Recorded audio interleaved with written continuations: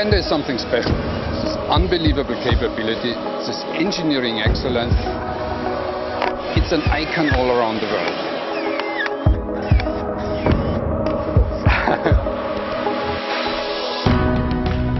Don't drop it. We use Land Rovers as training vehicles in the military.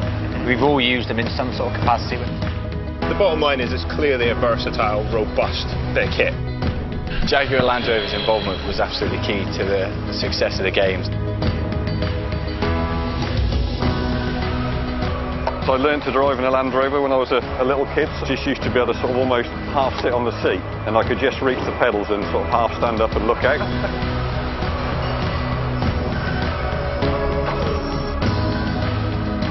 Hello, Jermaine, how you doing? It should have been a no-brainer for anybody to invest in the original Defender line. It's going to go anywhere, where there's a desert, where there's a swamp, where there's a mountainous road. So for me, I definitely would have said I'm in. I mean, basically, this is just one big Meccano kit, isn't it? I've had some great fun in these. I've actually worked here on the assembly line when I was a young engineer. It's in my blood, I've grown up with it. I was even born in Lode Lane, which is the address of the company. I drove one of the very first Defenders on this attempt to be the first people to drive from the English Channel to Singapore. You know, I spent some of the happiest days of my life in the Defender. When I'm buried, I don't want a hearse. I want to go in the back of a Land Rover.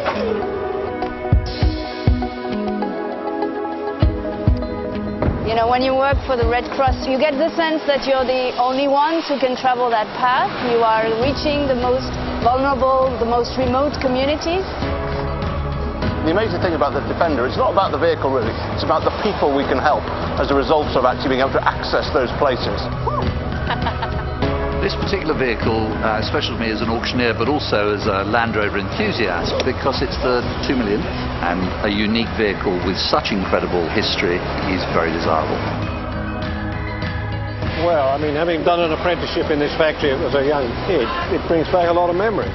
Every summer we would drive up to Anglesey, driving over rough ground, then over the sand dunes, down to the beach. And it was always an exciting event. Maybe you do, yeah.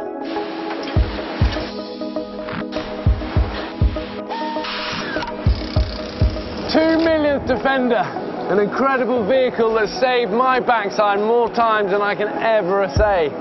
From deserts, jungles, mountains, you name it. This guy's been a friend. I have always been a Defender man, right from my days in the Marines. But there's one vehicle I want to be sitting in when things start going wrong. The Defender is my magic carpet.